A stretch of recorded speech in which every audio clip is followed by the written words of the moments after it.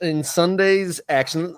Speak up and interrupt me if any of these kind of tickle your fancy here. Juventus 4-1 winners over Wydad Casablanca. Man City 6-0 over El Ain. Madrid 3-1. Salzburg 0-0. Not a whole lot going on Sunday. Anything?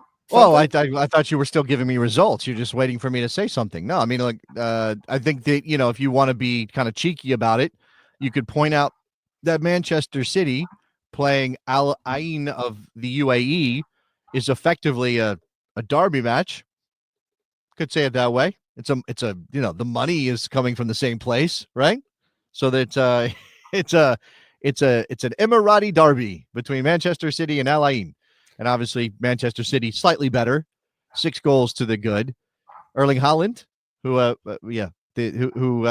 does not look like Tim Ream, scoring from the penalty spot. Oscar Bob getting involved. Okay, that's what we're doing for Manchester City. Obviously, they made that signing of Ryan Cherki. I think he's going to be very good.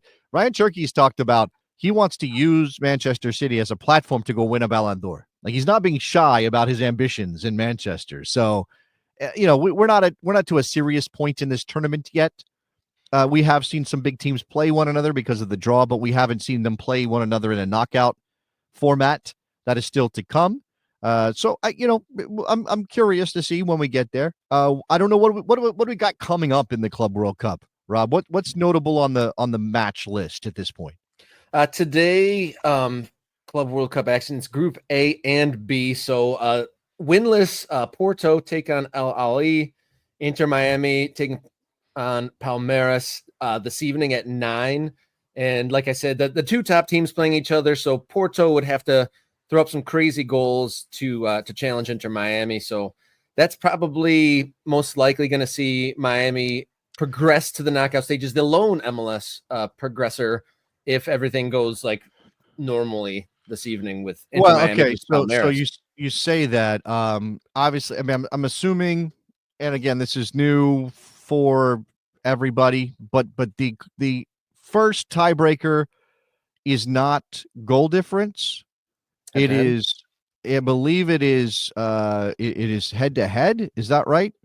Maybe the chat knows. People are up on this. First tiebreaker is teams head to head records. So if two teams in a group are level on points, decide that one their match finishes higher. If the head to head result was a draw, they cannot be separated by goal difference or goals scored in their head to head. So the decision would go straight to group wide metrics. Overall goal difference followed by overall goals scored. Okay. So, because traditionally you would look at this and go, okay, Inter Miami's on 4 points. Porto and Al Ahly are on 1. If one of those teams win, they'll be on 4 points. If Inter Miami loses to Palmeiras would be through. Inter Miami would be on 4 points, and one of those other teams would be on 4 points. And then we're talking about, again, tiebreakers. So Inter Miami beat Porto. That obviously was massive for them, because if Porto beats Al Ahly and ends up on 4 points, Inter Miami will be through. So that's why we're saying maybe effectively Inter Miami is kind of already through, because even if they lose to Palmeiras, Porto cannot beat them on tiebreaker. Al Ahly and Inter Miami drew in the opening game 0-0, 0-0. Inter Miami's on +1. Al Ahly's on -2.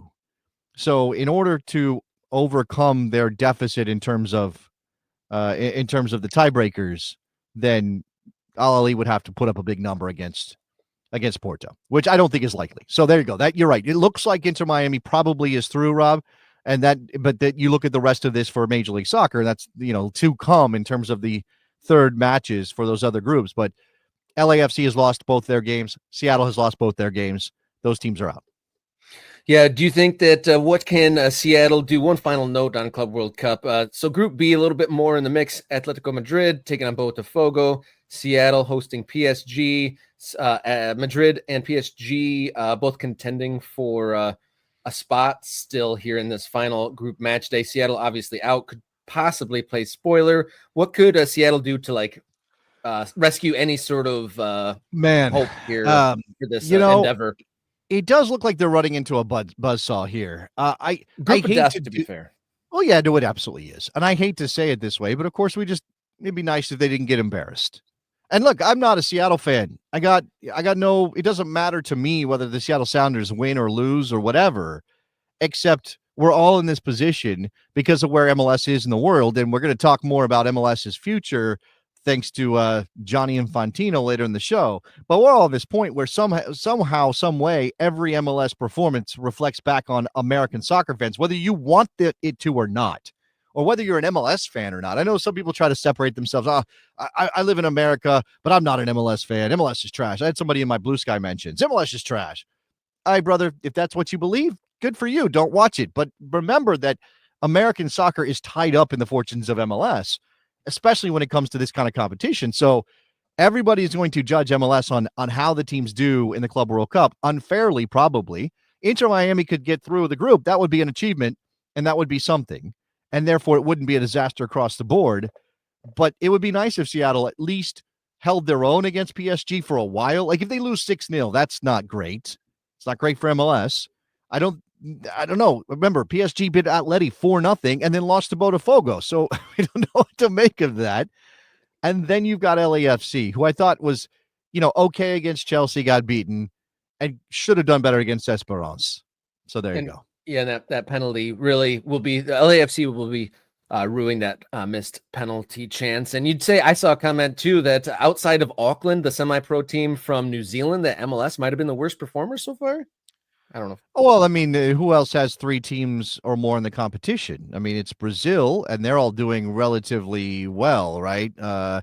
Pachuca has lost twice, and they get Al Hilal in their final group stage match. So we'll see if they can maybe save something. Monterrey has drawn twice. I mean, that's not disastrous, but I think they've scored 1 goal in 2 games. I mean, they have played Inter Milan, who they drew. That was the opener, and they drew with River Plate, and that's not great. So I don't know. I mean, I don't even want. That's the thing. I don't want to get drawn into that. And this is an interesting question from Jetman.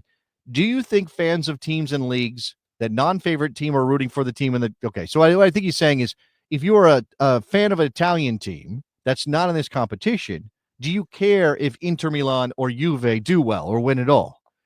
And I can't speak for Italian football fans, but I would guess no. I would guess they probably don't care, or they would prefer if those teams fall flat on their faces because they're the rivals within the league, right? But I think there's going to be a lot of a pissing contest to a degree. If like all the Italian leagues teams got absolutely smoked, then that would reflect poorly on the level of the league entirely. I'm sure they're not rooting for them to win the whole thing, but they don't want their team who finished above them to be. But Robert, this is. So, and this again, okay, I'm going to lean on the chat. Thank you, guys. You're so smart. Andy, probably depends on the dynamics of the domestic league. Now, in that regard, just to say, in Italy doesn't have the resources of some of the bigger leagues in Europe, even though they're a top 5 league. So probably if you think about it in those terms, if you're an Inter fan, you think about in the league's health, if you're thinking at that level, you might want the Italian teams to do well. Whatever other Italian teams do well. If you're a Napoli fan, okay, you want Inter to do well because it's good for Italian football, and that will lift Italian football, and that presumably lifts Napoli's ability to go win a Champions League or whatever. But MLS fans are in a very different boat, right? We're the little brother. We're still trying to figure it out. We don't know how, we're young and we do things weird, and we're looking for validation all the time. So that.